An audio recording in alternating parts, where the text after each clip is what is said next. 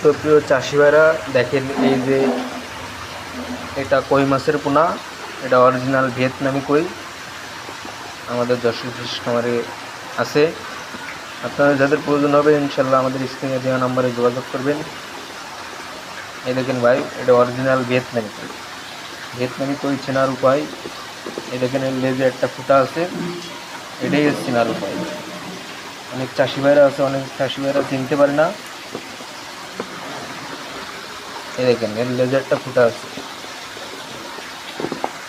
এর পার কেজি নিচ্ছে, এটা পিসের মাছ আর কি, মাত্র 80 পয়সা পিস, মানে 800 টাকা হাজার।